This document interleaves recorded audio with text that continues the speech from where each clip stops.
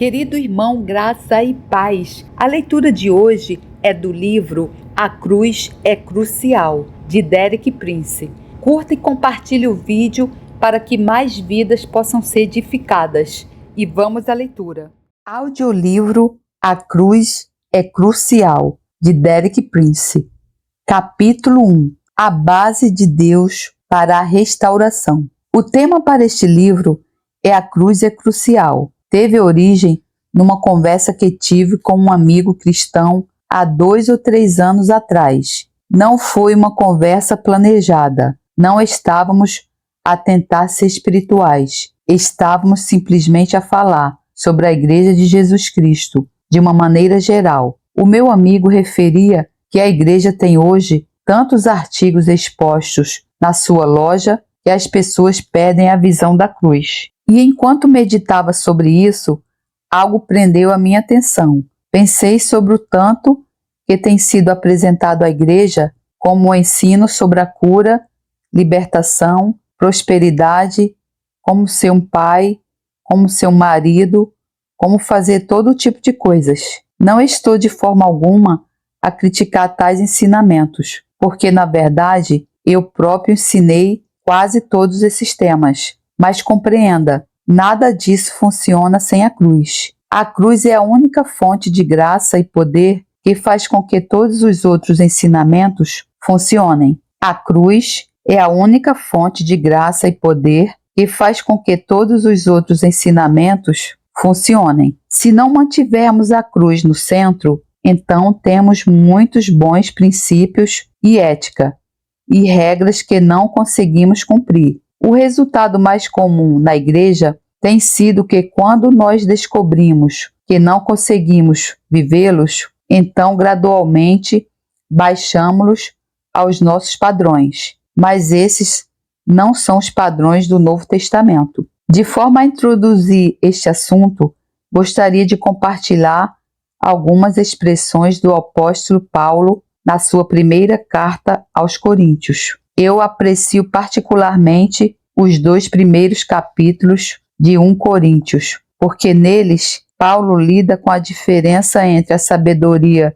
deste mundo e a mensagem da cruz. Quando ele falou em sabedoria, ele tinha em mente primeiramente a filosofia dos seus dias, ou seja, a filosofia grega. Antes de me tornar um cristão comprometido, estive envolvido no estudo da filosofia grega na Universidade de Cambridge durante 7 anos. Portanto, sinto que estou numa posição que me permite compreender o quão verdadeiras e apropriadas as palavras de Paulo são acerca da filosofia grega, filosofia e sabedoria humana em geral. Mas tenho de testificar que é muito claro nos textos de Paulo que ele tinha uma vasta compreensão da filosofia grega. Ele foi, na verdade, um homem com uma educação extensa, porque também era muito conhecedor dos ensinos do judaísmo naquele tempo. E, no entanto, nestes versículos que vamos ler, ele faz uma declaração espantosa. Em 1 Coríntios 2:2, ele diz: porque nada me propus saber. Essa afirmação é pouco usual para qualquer pessoa, mas tenho de dizer que para o povo judeu é assombrosa, porque se há uma coisa que os judeus têm estimado muito, historicamente, através dos séculos, é a sabedoria. E encontrar um judeu com esse tipo de educação a dizer que decidiu nada saber é caso para nos perguntarmos o que teria levado este homem a tomar essa decisão. Em 1 Coríntios 2:1-5, o apóstolo Paulo escreve: e eu, irmãos, quando fui ter convosco, a igreja em Corinto, anunciando-vos o testemunho de Deus, não fui com sublimidade de palavras ou de sabedoria, porque nada me propus saber entre vós, senão a Jesus Cristo, e este crucificado. E eu estive convosco em fraqueza, e em temor, e em grande tremor. E a minha palavra e a minha pregação não consistiram em palavras persuasivas de sabedoria humana, mas em demonstração de espírito e de poder, para que a vossa fé não se apoiasse em sabedoria dos homens, mas no poder de Deus. Temos de dar a isto um contexto histórico. Se voltarmos ao livro de Atos, descobrimos que o ministério de Paulo em Corinto está relatado no capítulo 18, mas no capítulo anterior temos o registro do ministério de Paulo em Atenas. Naquele tempo, Atenas era a cidade universitária de todo o mundo. Era o centro da filosofia e da sabedoria humana, a origem daquilo a que chamamos humanismo. Paulo, surpreendentemente, acho eu, adaptou-se à sua audiência. Ele falou à camada superior da vida intelectual e social de Atenas e fê-lo com vocábulo filosófico. Ele até citou um poema grego. No final, os resultados foram escassos. O autor diz que poucas pessoas acreditaram. Atos 17:34. Não sei se Paulo estava certo ou errado acerca da sua mensagem, mas depois ele foi de Atenas até Corinto, que era uma grande e típica cidade portuária, com todos os tipos de vícios, prostituição, homossexualidade, imoralidade e extorsão de todo tipo. Entretanto, algures entre Atenas e Corinto, ele toma uma decisão. Quando chegar a Corinto, vou esquecer tudo o que conheci, exceto Jesus Cristo e a ele crucificado. Os resultados em Corinto foram tremendos. Toda a cidade ficou agitada. Toda a cidade sentiu o impacto das notícias do Evangelho e os historiadores estimam que pouco tempo depois existiam cerca de 25.000 crentes na cidade de Corinto. Foi uma resposta a um resultado totalmente diferente de Atenas. O que causou essa diferença? A mensagem: Jesus Cristo crucificado. Nos primeiros versículos da primeira carta aos Coríntios, encontrei a resposta. Como já referi, passei 7 anos a estudar a filosofia grega e outras formas de filosofia moderna que estavam na moda naqueles dias, há 50 anos. A chamada filosofia linguística, positivismo, lógico e outros. Fui aluno de Ludwig Wittgenstein em Cambridge durante 2 anos, e ele era conhecido como o pai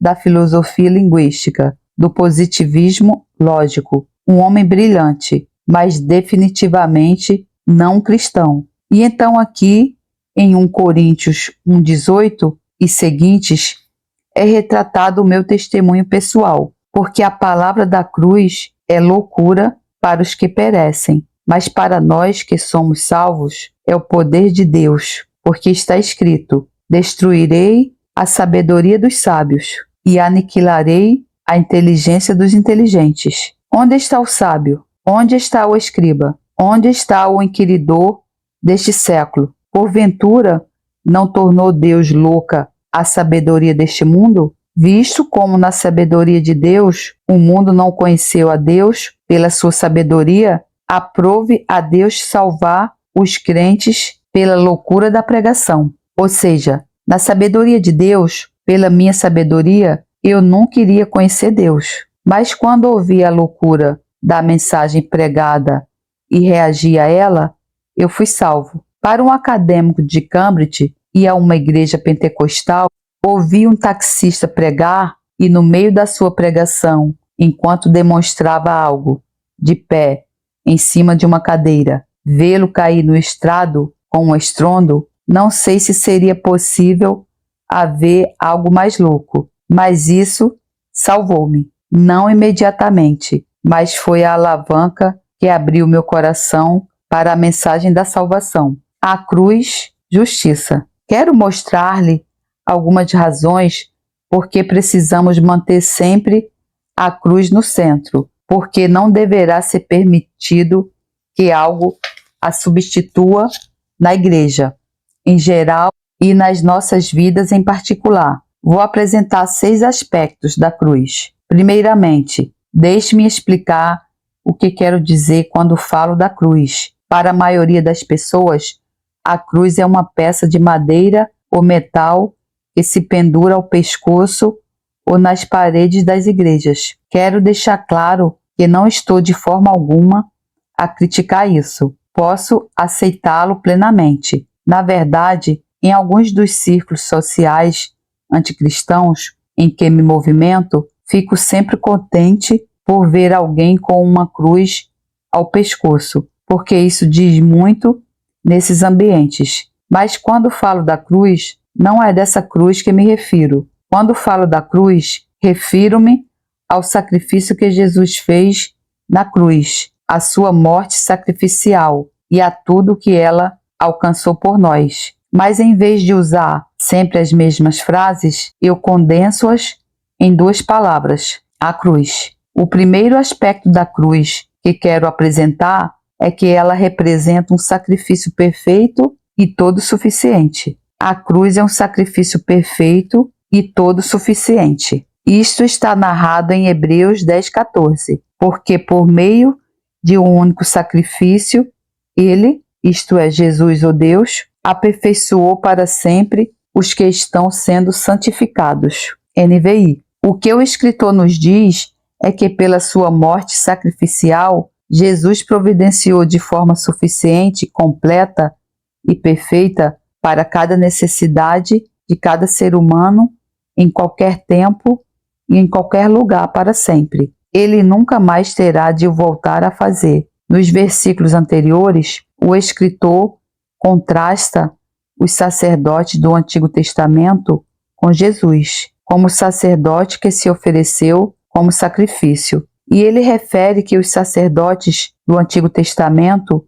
nunca descansavam. Eles ofereciam sacrifícios continuamente, porque o seu trabalho nunca estava concluído. Eles podiam prestar culto constantemente, mas seria sempre necessário mais um sacrifício. Mas ele diz a respeito de Jesus: mas este, Jesus, havendo oferecido para sempre um único sacrifício pelos pecados, está sentado à destra de Deus. Hebreus 10:12. Por que é que Jesus se sentou? Porque ele nunca mais teria de voltar a fazê-lo. Através de um único sacrifício, ele fez uma provisão completa e perfeita para cada necessidade de cada ser humano. A natureza do sacrifício é descrita profeticamente 700 anos antes de ter acontecido, no livro do profeta Isaías, capítulo 53, a grande antevisão da expiação de Jesus. Apesar do seu nome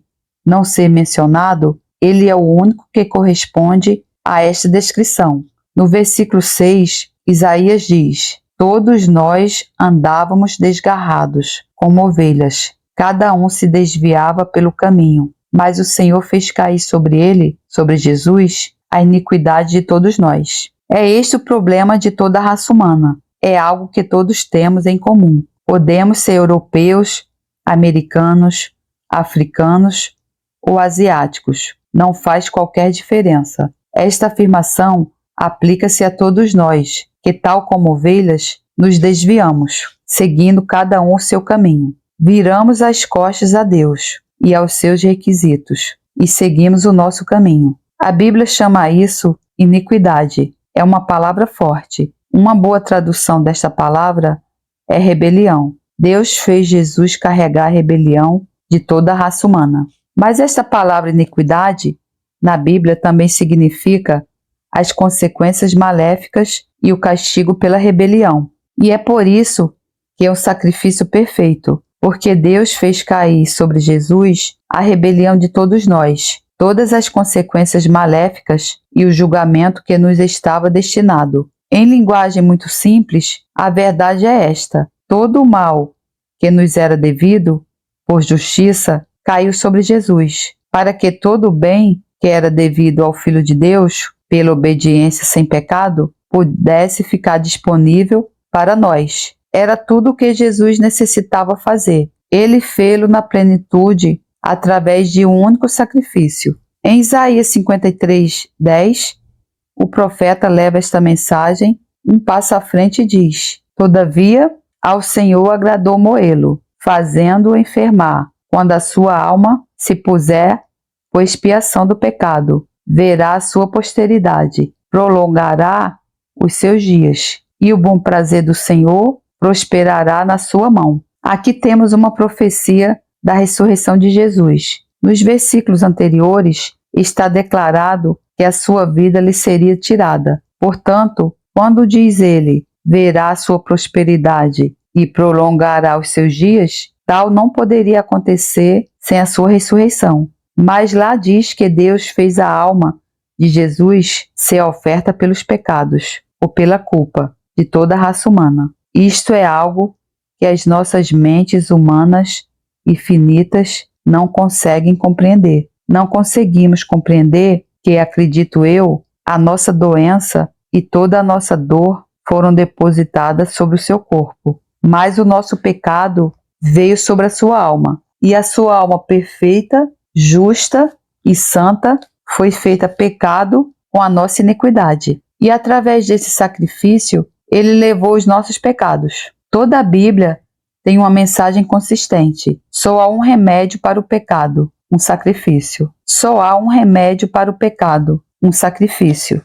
E todos os sacrifícios do Antigo Testamento apontam profeticamente para o sacrifício de Jesus na cruz. Com esse sacrifício, ele removeu o pecado para sempre. Torna-se importante, neste contexto, estudar a epístola aos Hebreus. O escritor de Hebreus diz que nos sacrifícios do Antigo Testamento, atualmente, havia lembrança dos pecados cometidos pelo povo, mas eles não removiam os pecados. Por exemplo, o principal sacrifício de Israel, o sacrifício do dia da expiação, só era válido por um ano e não tirava o pecado, apenas o encobria. Encobria o pecado por um ano até que o sacrifício se voltasse a repetir. De certa forma, era uma lembrança do pecado. A cada ano eram lembrados de que tinham de lidar com o assunto do pecado e só podiam fazê-lo por um ano. Mas então o escritor de Hebreus diz que Jesus afastou o pecado pelo sacrifício de si mesmo. Consequentemente, mais nenhum sacrifício é necessário para a remissão dos pecados. Paulo interpreta isto em 2 Coríntios 5:21. Muitos cristãos que leem este versículo no Novo Testamento não dão conta de que Paulo está a citar Isaías 53:10. Apenas o compreendemos quando confrontamos com as leis dos sacrifícios do Antigo Testamento. O animal sacrificado era identificado com os pecados da pessoa que o sacrificava. Portanto, quando Jesus foi sacrificado na cruz, ele foi identificado com os nossos pecados. E Paulo expressa-o da seguinte forma, em 2 Coríntios 5:21. Aquele que não conheceu pecado, ele o fez pecado por nós, para que nele fôssemos feitos justiça de Deus. Foi uma troca muito simples, mas muito profunda. Deus fez de Jesus pecado, para que em troca nós pudéssemos ser feitos justos com a sua justiça. Este é o remédio de Deus para o pecado. Não há qualquer outro. Penso que o abençoaria e ajudaria se dissesse em voz alta estas palavras. Deus fez de Jesus pecado com a nossa pecaminosidade para que fôssemos justificados com a sua justiça. Dê graças a Deus por isso.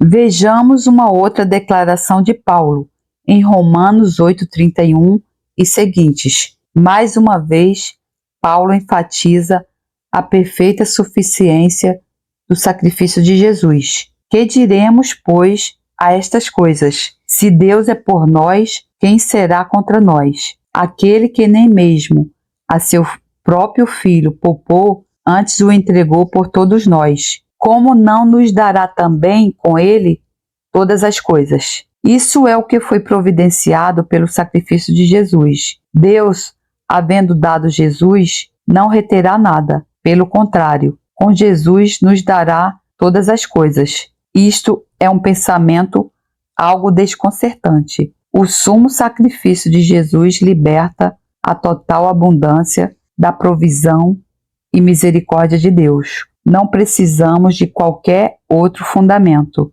Na verdade, não existe qualquer outro fundamento. Este é o único e todo suficiente fundamento para a libertação da misericórdia e graça de Deus. É muito importante compreender isto, pois se viermos até Deus à procura de graça e misericórdia, com base em algo mais que não seja o sacrifício de Jesus na cruz, Deus não corresponderá, porque esse será um fundamento falso. E Deus é um Deus de verdade. Não podemos vir até Ele com base nas nossas boas obras, religiosidade, tradição familiar, nacionalidade ou talentos, porque isto não impressiona Deus. Estes requisitos não libertam a misericórdia e a graça de Deus. A única coisa que liberta a misericórdia e a graça de Deus é o fato de que Jesus foi feito pecado com a nossa iniquidade,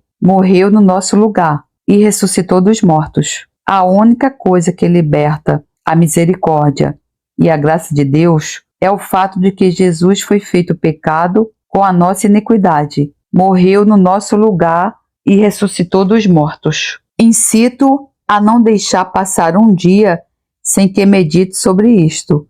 Nunca remova esta verdade do centro dos seus pensamentos, das suas palavras e da sua vida, porque no momento em que a cruz for posta em segundo plano, verá que não mais gozará da abundância da graça de Deus. Estará se debatendo, lutando, perplexo e confuso, e muitas vezes se sentirá culpado. Não compreenderá o que está acontecendo na sua vida, porque a sua alegria desapareceu, porque tudo correu mal. A resposta é que a cruz foi removida do centro. A cruz, graça. O segundo aspecto da cruz de que te quero falar é que é através da cruz que a graça sobrenatural de Deus é libertada nas nossas vidas. O cristianismo não é um conjunto de regras, nem um conjunto de leis. Israel tinha tido um conjunto de leis durante 14 séculos, dado por Moisés. Paulo diz-nos que a lei é perfeita, rigorosa, santa e é boa. Nunca podemos melhorar a lei de Moisés quando falamos no real objetivo de uma lei. Se fosse assim, não teria havido necessidade de Jesus vir. Acho que os cristãos que mais falam de graça, menos sabem sobre ela. Penso nas pessoas que dizem que não estamos sob a lei e que depois constroem o seu próprio conjunto de regras religiosas. Deixe que te diga, se a lei de Moisés não conseguiu, a lei batista não fará, a lei pentecostal não fará, a lei católica não fará. Nunca podemos melhorar a lei de Moisés, mas a lei de Moisés falhou, não porque tivesse algo de errado, mas porque existia um problema conosco. Éramos incapazes de manter a lei devido à fraqueza da nossa natureza carnal. Paulo fala sobre esse assunto na sua carta aos Gálatas, capítulo 3, versículos 11 e 12. E é evidente que pela lei ninguém será justificado diante de Deus, porque o justo viverá pela fé. Ora, a lei não é da fé, mas o homem que fizer estas coisas, por elas viverá. Aqui Paulo diz-nos que ninguém poderá obter justiça diante de Deus pela lei. Aliás, os tradutores puseram a letra a lei, o que é perfeitamente legítimo, pois Paulo tinha em mente a lei de Moisés. Mas se tirarmos a letra A, ainda assim é verdade. Ninguém pode alcançar justiça aos olhos de Deus por manter ou praticar qualquer lei. Não há lei alguma que nos consiga aperfeiçoar diante de Deus. As leis não são o caminho pelo qual nós alguma vez poderemos tornar justos para Deus. Penso que esta é uma das afirmações mais frequentemente feitas no Novo Testamento e também a mais persistentemente ignorada pelos cristãos. Existem pelo menos uma dúzia de locais no Novo Testamento que referem, direta ou indiretamente, que nunca poderemos alcançar justiça com Deus por mantermos um conjunto de regras. E, contudo, a maioria dos cristãos com quem me relaciono tem, de certa forma, a ideia de que, se mantiverem e praticarem as regras certas, estarão bem no seu relacionamento com Deus. Não funciona. Deus não aceita isto, porque não produz os resultados que Deus pretende. A verdade é que se tende a fazer exatamente o contrário, porque as pessoas cujo foco é cumprir leis tornam-se legalistas. A tendência depois é dizerem: as nossas leis estão certas e nós estamos justificados porque as cumprimos. Aqueles que não as cumprem não estão certos. O legalismo tende a dividir igrejas e separar cristãos em muitos grupos diferentes, de acordo com o conjunto de leis que cada um segue. Então, qual é o propósito da cruz e como podemos tirar partido dela? Vou dizer-vos algo que é muito fácil de dizer, mas nem sempre fácil de viver. O propósito da cruz é trazer-nos ao fim de toda a nossa sabedoria e de toda a nossa força e mostrar-nos que elas não nos dão qualquer proveito. E nós só poderemos começar a entrar na graça de Deus quando chegarmos ao fim de nós próprios. Só poderemos começar a entrar na graça de Deus quando chegarmos ao fim de nós próprios. Muitos de nós estamos a passar por problemas e dificuldades e questionamos-nos o que é que Deus está a fazer. A resposta é que Deus está gentilmente, mas firmemente a trazer-nos para o fim de nós próprios, onde o melhor que podemos fazer nem sequer se aproxima do suficientemente bom. E é necessário que cheguemos a este ponto para que possamos libertar algo que é totalmente de Deus, ou seja, o que é suficientemente bom. Mais uma vez, volto a 1 Coríntios. Atrevo-me a dizer que Deus, de certa forma, me preparou para ensinar esta verdade, permitindo-me chafurdar em filosofia por algum tempo. 1 Coríntios 1, 22, 25. Porque os judeus pedem ou exigem sinal e os gregos buscam sabedoria. E isto é tão verdade hoje como no dia em que o Paulo escreveu. Mas nós pregamos a Cristo crucificado. O que pregamos nós? Não apenas Cristo. É fácil pregar Cristo como um grande mestre, um maravilhoso curador, mas não é o suficiente. Temos de pregar Cristo crucificado. Escândalo para os judeus, ainda hoje. Loucura para os gregos, ainda hoje. Mas, graças a Deus pelo mais, para os que são chamados, tanto judeus como gregos, lhe pregamos a Cristo, porque de Deus e sabedoria de Deus. Quando é que encontramos Cristo como poder e sabedoria de Deus? Somente quando chegamos ao fim do nosso próprio poder e sabedoria. E então, Paulo faz essa declaração maravilhosa, porque a loucura de Deus é mais sábia do que os homens, e a fraqueza de Deus é mais forte do que os homens. Numa palavra, o que é a loucura de Deus e o que é a fraqueza de Deus?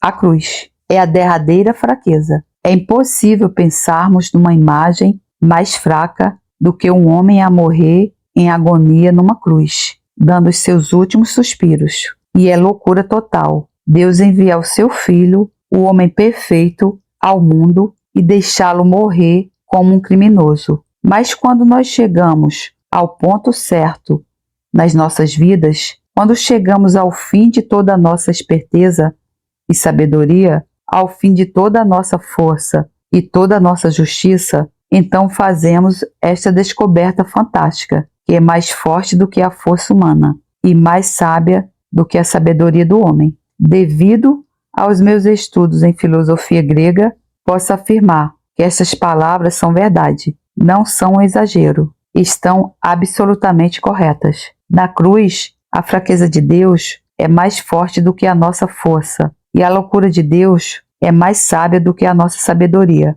Mas para a maioria de nós, é difícil abdicarmos da nossa força e da nossa sabedoria. Queremos-nos agarrar a elas. Certa vez, assisti a uma peça teatral onde foi oferecida a uma jovem pobre uma roupa nova, muito bonita, em troca do seu velho casaco esfarrapado. Ela estava disposta a aceitar a roupa nova, mas não se queria desfazer do casaco. O mesmo acontece com muitos de nós. Queremos a sabedoria e o poder de Deus, mas mesmo assim não queremos abdicar do nosso. Deus não funciona assim. É preciso chegar ao fim da nossa sabedoria e da nossa força para que Deus liberte a sua graça na nossa vida. Paulo faz algumas declarações incríveis nesta linha de pensamento em 2 Coríntios 12. Já reparou que muitas pessoas hoje estão ocupadas com 1 Coríntios 12 porque têm todas as dádivas do Espírito,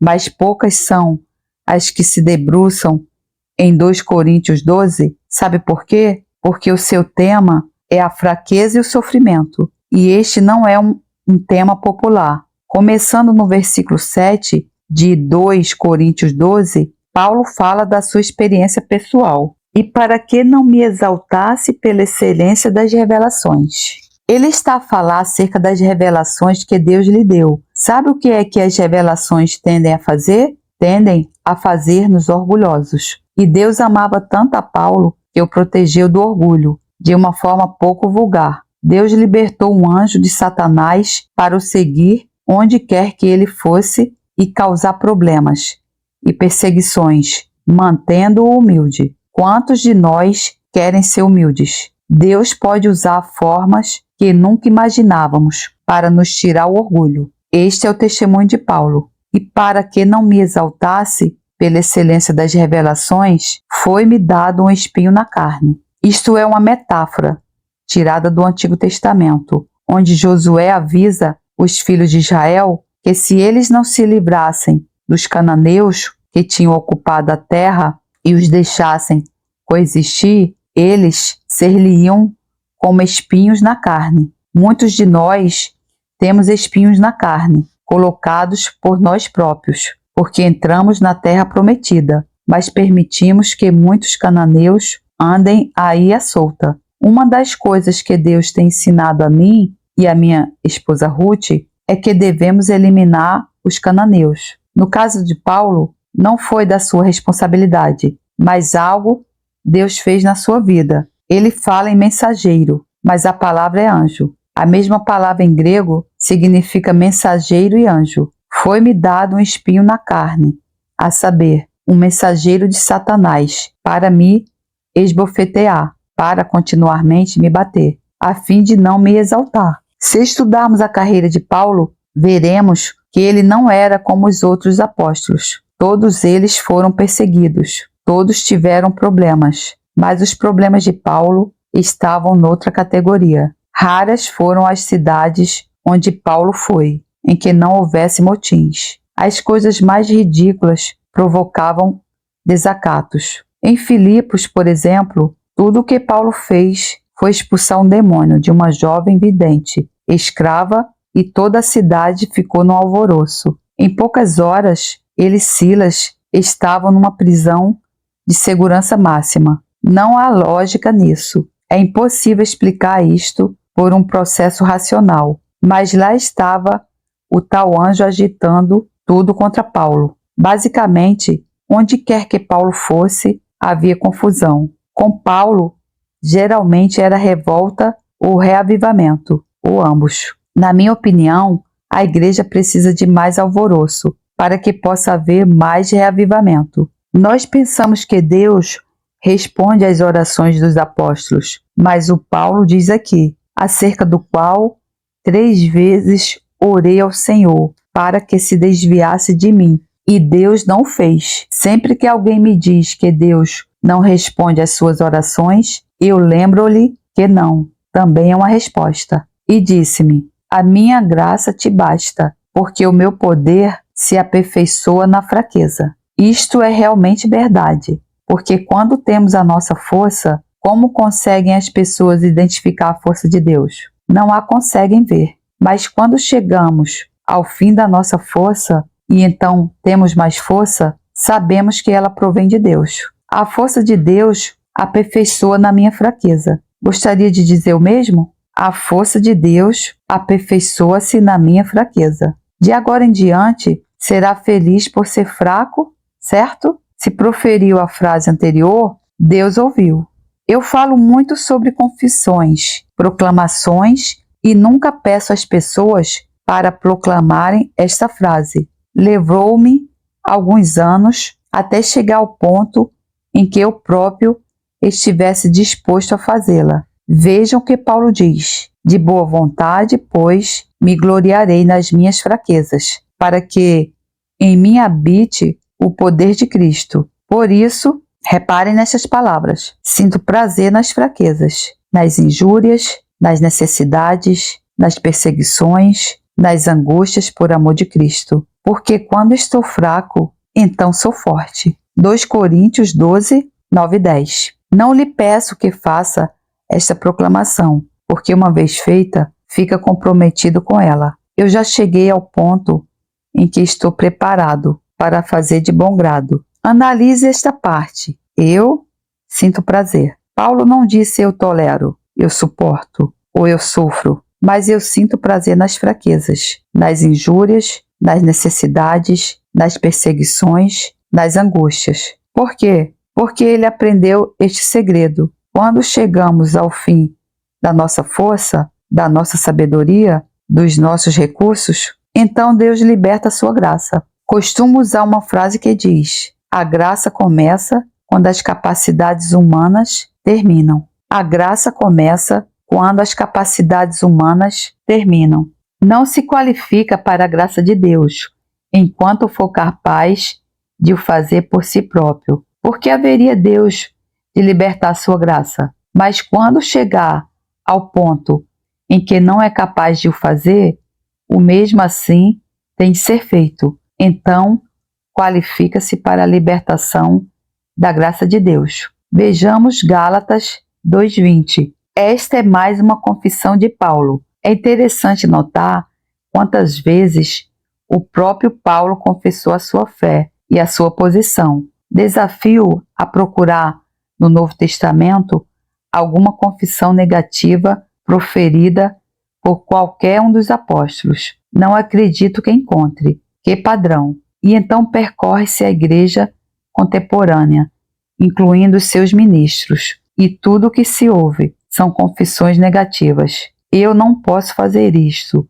eu não sinto isso, quem me dera, eu não pude, eu não posso, etc. Este não era o modo como os apóstolos falavam, não porque tinham muita autoconfiança, mas porque tinham chegado ao fim das suas forças. Então Paulo diz: já estou crucificado com Cristo, e vivo não mais eu, mas Cristo vive em mim. E a vida que agora vivo na carne, vivo pela fé do Filho de Deus, o qual me amou e se entregou a si mesmo por mim. Paulo diz: como resultado do sacrifício de Cristo na cruz, eu cheguei ao fim da minha vida. Quando eu vim à cruz, Paulo morreu e agora não é mais Paulo que vive, mas Cristo vive em mim. Se desejar, poderá fazer esta confissão.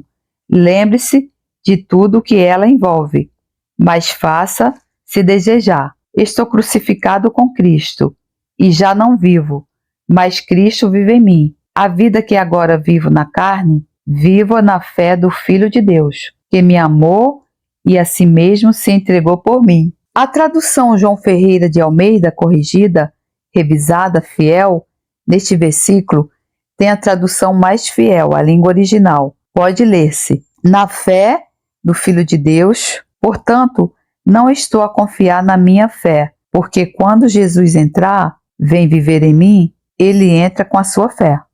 Creio que isto é a chave para a santidade no Novo Testamento. Infelizmente, acho que concordará, na igreja contemporânea, muito pouco é dito sobre santidade, mas a Bíblia diz que sem santidade ninguém verá o Senhor. No Velho Testamento, santidade consistia em manter um conjunto de regras complicadas. Em alguns capítulos de Levítico, Deus diz: sede santos, porque eu sou santo. Na primeira epístola de Pedro, no primeiro capítulo, Pedro cita esta afirmação: sede santos, porque eu sou santo. Versículo 16, falando na pessoa de Deus. Mas há uma grande diferença. A santidade do Novo Testamento não se resume a manter um conjunto de regras. A santidade do Novo Testamento atinge-se morrendo e deixando Cristo viver a sua vida, através de nós. Assim não sou mais eu, mas Cristo. Costumo dizer que não é lutar, mas submeter. Não é esforço, mas união. União com Cristo. Santidade não é lutar, mas submeter. Não é esforço, mas união. União com Cristo. Recordo-me sempre de uma história sobre uma mulher de Deus que era admirada pela sua vida santa. E certo dia um outro cristão lhe perguntou: Irmã, como é que lida com a tentação? Ela respondeu: quando o diabo bate a porta, eu simplesmente deixo Jesus responder. Isto diz tudo. Não eu, mas Cristo. Não o que eu posso fazer. Não pelo meu melhor esforço. Não fletindo todo o meu músculo espiritual, mas submetendo-me, deixando Cristo fazê-lo em mim, através de mim e para mim. Essa é a imagem de João 15, da vinha e os ramos, que ilustra isto perfeitamente. Em João 15:1 e seguidamente, nos versículos 4 e 5, Jesus diz: Eu sou a videira verdadeira e meu pai é o agricultor. NVI. Permitam-me que faça aqui uma pausa para uma breve observação. Não deixe que os seres humanos o podem. Só há uma pessoa com habilidade e sensibilidade para podar: o Pai. Deixe ser Ele a fazê-lo. Existem algumas congregações onde os líderes querem ser eles a fazer a poda. Não se submetam à poda humana, porque será doloroso, e eles provavelmente irão fazer um mau trabalho, cortando fora algo que não deve ser cortado. Eu aprendi isto por experiência. Não estou apenas a teorizar. Deus, o Pai, é o agricultor. Ele é quem sabe podar. O nosso trabalho como ministros e líderes do povo de Deus não é podar, mas sim ajudar as pessoas a submeterem-se à poda de Deus e partilhar este processo com elas. Avançando para os versículos 4 e 5, Jesus continua a dizer: permaneçam em mim, e eu permanecerei em vocês. Nenhum ramo pode dar fruto por si mesmo, se não permanecer na videira. Vocês também não podem dar fruto, se não permanecerem em mim. Eu sou a videira, vocês são os ramos. Se alguém permanecer em mim e eu nele, esse dá muito fruto, pois sem mim vocês não podem fazer coisa alguma. NVI. Repare bem nesta imagem. Alguma vez vi um ramo de vinha a esforçar-se para produzir fruto e a conseguir? Isso não acontece, pois não? Por que é que ele produz fruto? Porque a vida da vinha flui no ramo. Nesta pequena parábola, temos todas as três pessoas da divindade. O Pai é o agricultor, Jesus é a videira e o Espírito Santo é a seiva. À medida que ele flui através da videira, em direção aos ramos, produz-se o fruto do Espírito. A própria palavra fruto diz-nos que não é por esforços. Nenhuma árvore jamais deu fruto pelo seu muito esforço, e nenhum cristão pode produzir fruto pelo seu esforço. Nenhuma árvore jamais deu fruto pelo seu muito esforço, e nenhum cristão pode produzir fruto pelo seu esforço. Temos de chegar ao lugar em que cessamos de nos esforçar e, de certo modo, em que cessamos todas as nossas boas obras, não apenas os nossos pecados, mas as coisas que julgamos ser capazes de completar e submetermos-nos a Jesus. Então, poderemos dizer o que Paulo diz em Filipenses 4,13. Este é um dos meus textos preferidos. Para mim, ensinando a cruz é o mais desafiador de todos os temas. Depois de Paulo ter passado todos estes processos que acabamos de ver, reparem que ele diz: posso todas as coisas em Cristo que me fortalece. Esta é a segunda razão porque precisamos da cruz. Somente a cruz libera a graça de Deus. Somente a cruz libera a graça de Deus. Podemos ter todas as regras e todos os princípios e todos os ensinos, mas nada podemos fazer a menos que a graça de Deus seja liberta através da cruz. De fato, se não souber como libertar a graça de Deus, quantas mais regras tiver, pior os seus problemas se tornarão. E no fim, provavelmente, atirará tudo borda fora e dirá que nada disso vale a pena, porque não o consegue fazer. E terá toda a razão, não o consegue fazer, nem eu o consigo fazer. Só há uma pessoa que o consegue fazer, e o seu nome é Jesus. Mas só quando permitirmos que ele viva a sua vida em nós, quando nos houvermos submetido à cruz e tivermos chegado ao fim de nós mesmos, então ele é capaz de o fazer em abundância. E se não o fizermos na perfeição a primeira, ele não nos rejeita.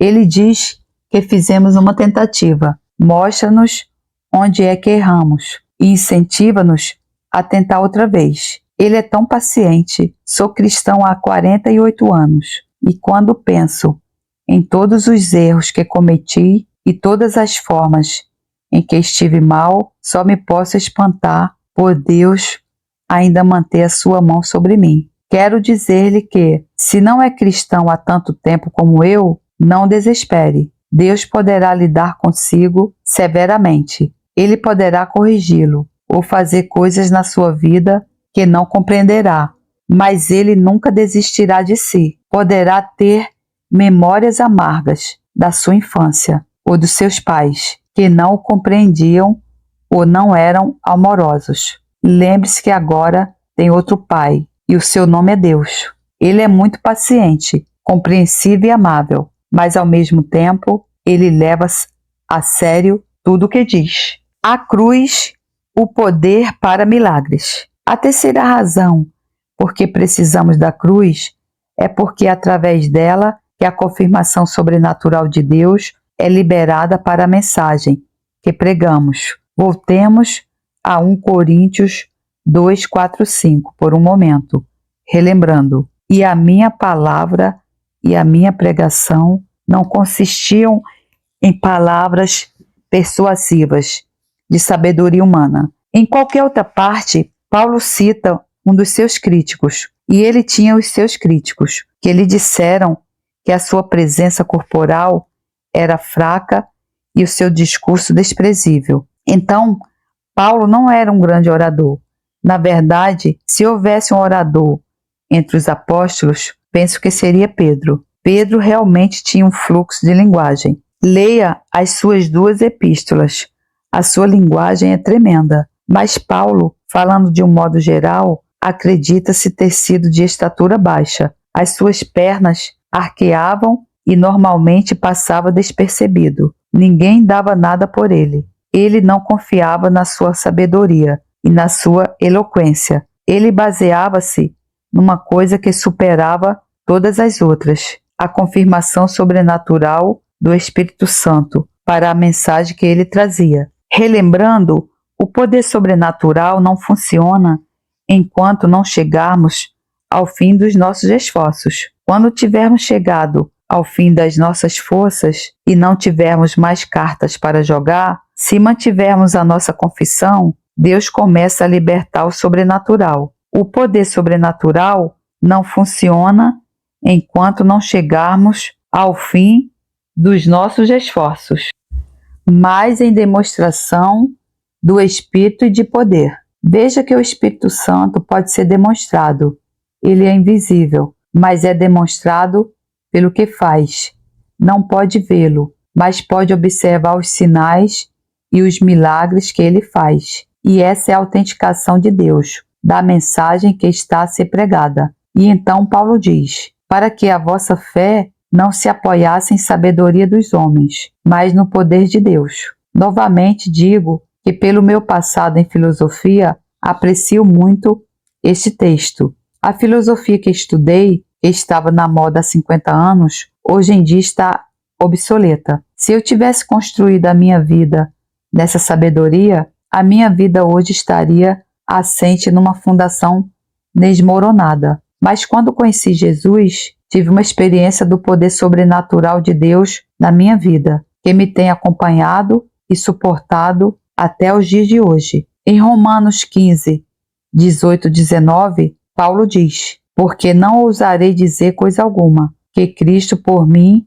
não tenha feito, para fazer obedientes os gentios, por palavras e por obras. Por outras palavras, eu só estou interessado no que Cristo tem feito através de mim. Não estou interessado no que eu fiz por mim próprio, para fazer obedientes os gentios por palavra e por obras, pelo poder dos sinais e prodígios, e pela virtude do Espírito de Deus, de maneira que desde Jerusalém e arredores até ao Ilírico tenho pregado o Evangelho de Jesus Cristo. Sem os sinais e as maravilhas, as nossas pregações não são completas. Sem os sinais e as maravilhas, as nossas pregações não são completas. Gostaria de ilustrar isto com uma pequena história. Nos últimos anos da década de 1950, eu era o diretor de uma universidade para treino de professores no Quênia, na África Oriental. Nesta altura, os africanos esforçavam-se por ter educação, por isso estavam dispostos a ir para uma universidade e a obedecer a todas as regras e a tudo o que lhes disséssemos. Se disséssemos sede batizados, eles seriam batizados. Se disséssemos cantem hinos, eles cantariam hinos, porque o seu futuro dependia disso. Mas, após lá estar um ano, reparei que a maioria daquilo era apenas uma conformidade externa para o bem da educação. Existia muito pouco verdadeira obediência do coração. Então, um dia convoquei todo o corpo estudantil, cerca de 120 alunos, e disse: quero agradecer-vos pela forma como colaboraram conosco e a maneira como fazem tudo o que vos dizemos. Eu compreendo que o fazem porque a vossa educação depende disso. Estou-vos grato, mas na maioria das vossas mentes há uma pergunta por responder. E essa pergunta é: será que a Bíblia é verdadeiramente uma mensagem de Deus ou apenas um livro do homem branco que não se aplica aos africanos? E eles ficaram boquiabertos, porque era isso mesmo o que estavam a pensar. Então eu disse algo que os chocou. Eu disse: sabe o que mais? Eu não posso responder essa questão. Só há uma forma de descobrirem a resposta por vós mesmos. Isto é, se tiverem uma experiência do poder sobrenatural de Deus na vossa vida, então saberão que a Bíblia não veio da América, nem da Grã-Bretanha, veio do céu. Ao longo do tempo, tinha apresentado a eles a palavra de Deus de todas as formas que pude, porque eu era a autoridade. Deixei-os e orei durante cerca de 6 meses. Então Deus derramou o seu Espírito sobre aqueles alunos e não os conseguimos fazer dormir à noite nos dormitórios, porque estavam tão ocupados a orar. No semestre seguinte tivemos todos os 9 dons do Espírito Santo a operar entre aqueles jovens africanos. A atitude dos missionários, naquela altura, com o devido respeito, era de que não poderíamos esperar demasiado dos africanos. Apenas os poderíamos levar até um determinado ponto e não iriam mais além. Se falarmos do ponto de vista natural, talvez possa ser verdade, mas no domínio sobrenatural, graças a Deus, todos temos os mesmos direitos e qualificações. Teria de dizer que as suas vidas foram radicalmente transformadas quando experimentaram o poder sobrenatural de Deus. Durante esse período, vimos 2 pessoas ressuscitarem dos mortos, 2 dos meus alunos, um jovem rapaz e uma jovem moça. Em breves palavras, contar-lhe-ei a história de Teresa. Ela ficou gravemente doente e fez o que todos os africanos fazem quando ficam doentes. Voltou para sua aldeia. Então o irmão dela veio de bicicleta um certo dia e disse que a Teresa estava muito doente. Estava a morrer. Então eu e a minha primeira esposa, Lídia, com quem estive casado no Senhor até ela falecer, Pusemos a bicicleta no tejadilho do carro, metemos-nos lá dentro e fizemos a longa jornada. Tivemos de atravessar um rio a val, mas lá chegamos à aldeia. A Teresa estava numa pequena clínica, aparentemente morta. Foi tal e qual um episódio do Novo Testamento. A família no exterior, de luto e a chorar. Lídia e eu entramos. Não tínhamos qualquer plano, mas ajoelhamo-nos ao lado da cama, cada um do seu lado, e oramos. Após algum tempo, ela ergueu-se e sentou-se. Perguntou: alguém tem uma Bíblia? Eu respondi que sim. Ela pediu para ler o Salmo 41. Assim o fiz. Não sabíamos o porquê, mas quando ela morreu, o seu espírito deixou o seu corpo e ela foi para um lugar repleto de lindas luzes resplandecentes. Lá estava um homem a ler a Bíblia e lia o Salmo 41. Ela queria saber o que dizia no Salmo 41. Acreditem, estas experiências criam obediência de coração. Bem-aventurado é aquele que atende ao pobre. O Senhor o livrará no dia do mal. O Senhor o livrará e o conservará em vida. Será abençoado na terra, e tu não entregarás à vontade de seus inimigos. O Senhor o sustentará no leito da enfermidade. Tu o restaurarás da sua cama de doença. Dizia eu: Senhor, tem piedade de mim, sara minha alma,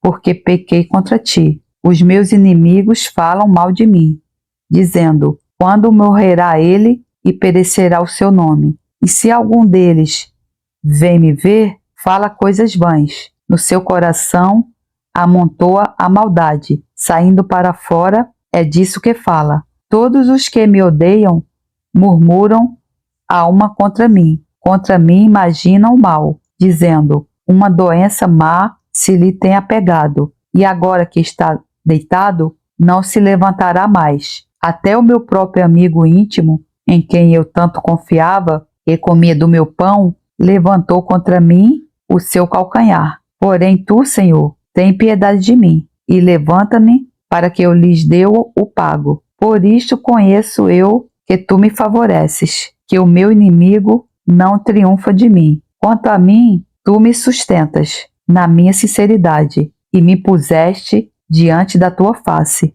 para sempre. Bendito seja o Senhor Deus de Israel, de século em século. Amém e amém. Resumindo, em primeiro lugar, a cruz representa o sacrifício todo, suficiente, através do qual Deus providenciou para todas as nossas necessidades. Para esta provisão de Deus, não há outra fonte. Segundo, através da cruz, nós podemos receber a liberação da graça sobrenatural que precisamos para fazer o que o Novo Testamento diz que devemos fazer. Além dessa graça, somos confrontados por um nível de vida demasiado alto para o conseguirmos atingir. Em terceiro lugar, a cruz é a base na qual Deus libera a confirmação sobrenatural, com poderosos sinais e maravilhas da sua palavra. Apenas quando a mensagem do Evangelho é confirmada dessa forma, é que podemos dizer como Paulo, que pregamos o verdadeiro Evangelho.